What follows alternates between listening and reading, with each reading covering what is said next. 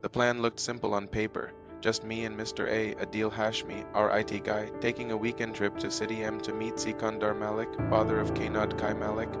A powerful man, wealthy, connected, the type whose single handshake could change the direction of your entire life. The bus ride was long and slow, the kind where the world outside the window feels quieter than your own thoughts. Adil slept most of the way, but I couldn't. My mind kept running ahead of me, imagining every outcome: success, failure, opportunity, disappointment.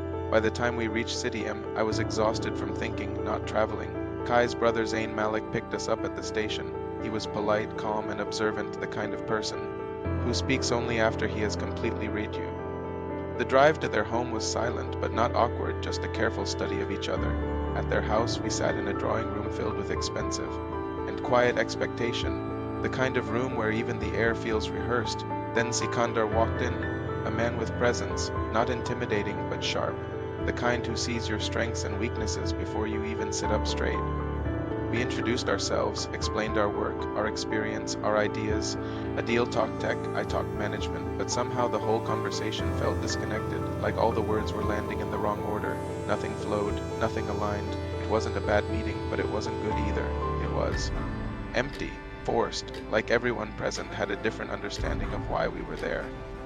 After the strange discussion, they took us to a fine dining restaurant, a beautiful place that should have made the moment feel special, but instead it felt like an obligation they were completing.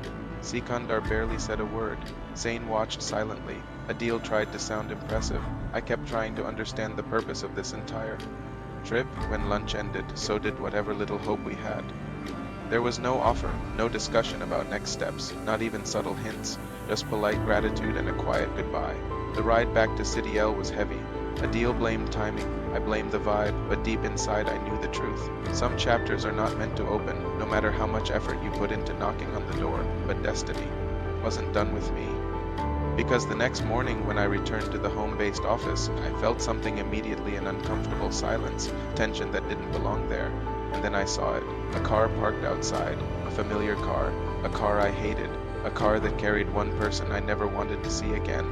Mac's real name Mazkan, the same manipulative headache who once made my life miserable at company SLLC.